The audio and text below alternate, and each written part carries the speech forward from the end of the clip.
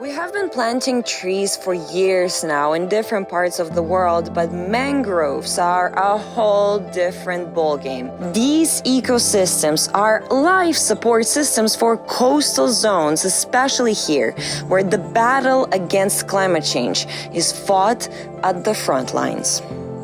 Mimi kusema ukweli, kitu ambacho kinanifurahisha zaidi ni zaidi ya miradi yote ambayo tunafanya, ambao kipaumbele chake ni ya kuhifadhi mazingira.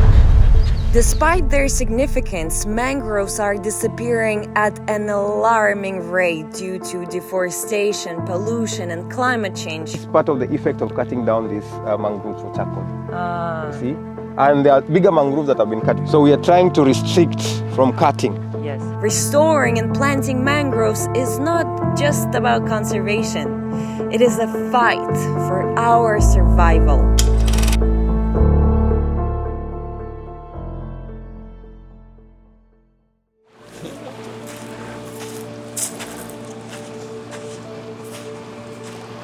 It is about being mindful adventurers and learning about our destinations and leaving places better than we found them. Science and creativity can be our travel buddies, guiding us to experiences that enrich both us and the planet.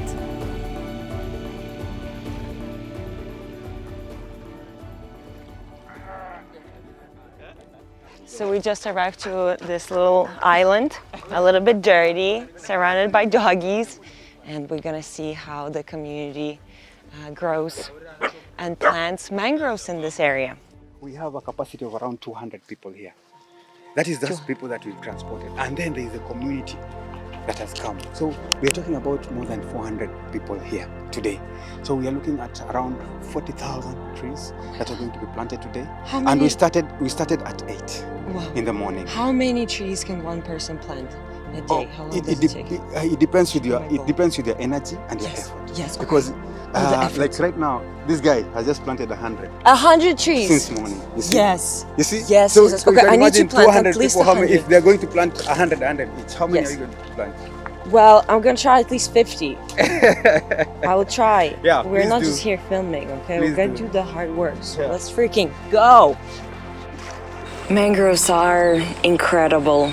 During low and high tide, each time is like a different experience. You can truly spend hours exploring this land and just get lost between the roots. So why should we restore mangrove forests? They help us mitigating climate change by absorbing carbon dioxide and other greenhouse gases and storing them in their roots and in their tissues. They're breeding grounds for most of the fish population, and also they are habitats for wildlife that include birds. The mangroves helps in reducing coastal erosion.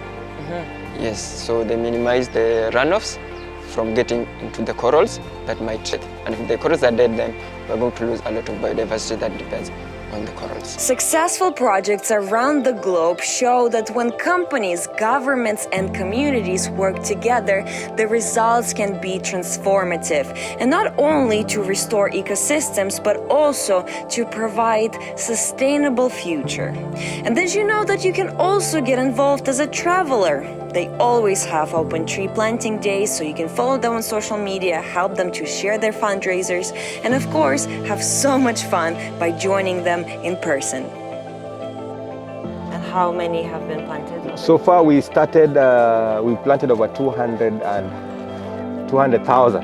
Yes. 200,000. Okay. Yes, 200,000. Yeah. Because we actually, starting was a bit slow. We started with around 5,000, then gradually went to 10,000, then 15, now we are doing 20. Yes. So we are praying that this year, if we do 20 every 2 weeks, times 12. Yes. At least we're putting ourselves a target of 5 million this year, if it's going to be possible.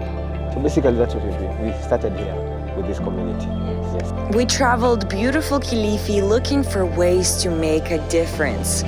Going on holidays is so 2023 already. Real adventurers choose slow travel and getting to know the community and environmental challenges around. If there is anything to do with carbon credit, then they are the first people to be consulted. because they are the people who are looking at this. They are the people who are planting. They are the people who will know to replace if one is dead.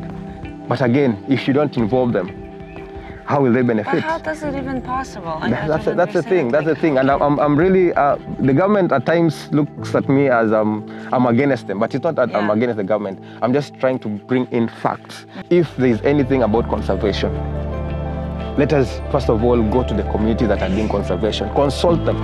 What about them who are doing the planting? Yes. Then it will be like we are using them for the benefit of others. Yes, and that is not, basically it's not human. This is opportunity for us to think, what can we do more collectively? And we've seen today, as soon as we gather together, this energy is something that inspires us to move forward with these ideas. And as soon as we spread apart, we kind of lose presence. So we have to do more of that, more of these gatherings and plantings, but also more thinking. What can we do?